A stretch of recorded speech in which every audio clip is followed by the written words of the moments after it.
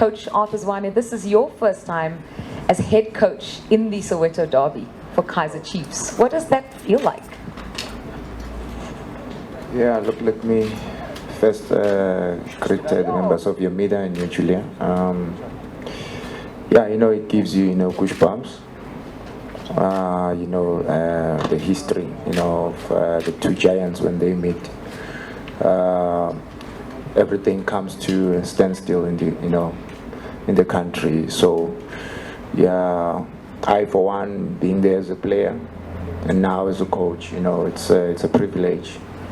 But also knowing very well the responsibility on our shoulders to go out there and obviously give our best, and make sure that also our people who have been supporting us through thick and thin, we make them happy.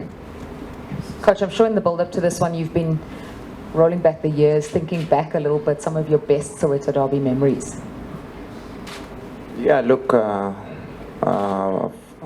it's hard to single out, and there's too many. Some we won, some we drew, and some we lost. And what was key, as an individual, was to go out there, showcase your talent, and show people what you're made of, And yes, as you know, the history of these games, they're always, hyped up because of the number of people that will be coming to the stadium, and also people that will be watching the game, on television. So that alone tells you how important is this game, in the country. One more question for Keagan, and then I'm going to open up the floor. Keagan, I was there in November when you scored that brace. I'm sure there's no sweeter feeling, except this time the stadium's going to be packed. Different ball game. Yeah. Is it on? Yes. Yeah. I experienced 2 derbies, and fortunately enough, I won both. But I mean, I think this time around it's going to be different.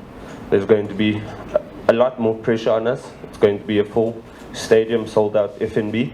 And I think for most of us, it's going to be the first time, playing a Soweto Derby with a sold out stadium.